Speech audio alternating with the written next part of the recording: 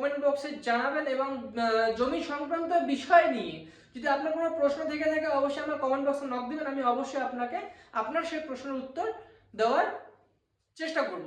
তো আপনারা এখন দেখছেন যে আগে কিন্তু এই জমি সংক্রান্ত বিষয়ে যে মামলাগুলো আছে, আগে কিন্তু এইসব মামলাগুলো খুবই কম হতো। তো কি কারণে এখন এসব অনেক বেশি হচ্ছে? এসব বেশি হওয়ার কারণ হলো একটাই, যখন থেকে আমরা সমস্ত কিছু অনলাইনে পেয়ে গেছি। যেমন অনলাইনে পেয়ে গেছি, যেখানে আপনারা দেখবেন সেখানে আপনার জমির দাগ নাম্বার মারলেই হচ্ছে কোন জমি কার নামে আছে না আছে সমস্ত কিছু বের হয়ে আসতেছে। তো সেখানে ওনারা করেন কি, যে খতিয়ান দেখার যে সিস্টেমটা অনলাইনে হয়ে গেছে, এমনকি আগে তো অনেকে জানতোই না যে খতিয়ান কি, এমনকি এখনো আছে যে উনি শুধু দলিল করে বসে আছেন কিন্তু মিউটেশন করেননি, কেন উনি জানেই না যে দলিল করার পরে আবার মিউটেশনও করতে হয়, নাম খারিজ করতে হয়, এরকম তো অনেক আছে।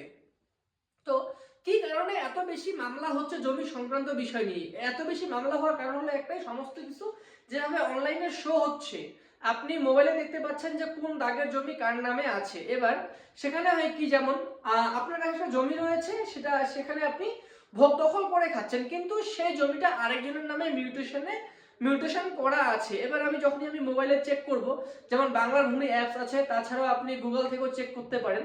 তো সেখানে আমি যখনই চেক করব, যদি আমার জানা থাকে যে আমার সেই আপনি যে দাগের উপর বসে আছেন সেই দাগ নাম্বারটা, তো সেটা কিন্তু জানা খুবই সহজ উপায়। মোবাইল থেকেও জানা যায়, মোবাইলে ম্যাপ থেকেও জানা যায় যে কে কোন দাগে বসে আছে, মোটামুটি একটা আন্দাজ লাগানো যায়। তো যখনই আমি দেখতেছি যে অমুক ব্যক্তি সেই জমির উপর এতদিন থেকে ভোগ দখল করে আছে, কিন্তু ওনার নামে সেই জমির মিউটেশনটা নেই, ওটা হয়ে আছে কি আরেকজনের নামে। এবার তখন উনি কি করছেন, তৃতীয় পক্ষ হোক বা যার নামে আছে সেই দেখছে, উনি কি করছেন, ওনার সেই মিউটেশনের কাগজ তুলছে। এবার ওনার সাথে যদি কোনো ওনার ধরে নেন সম্পর্ক ভালো না থাকে, অথবা ওনার সেখানে হয় কি, বেশিরভাগ ক্ষেত্রে দেখা গেল যে আমার ওখানে মিউটেশন আছে, আমার তার মানে ওখানে জমি আছে।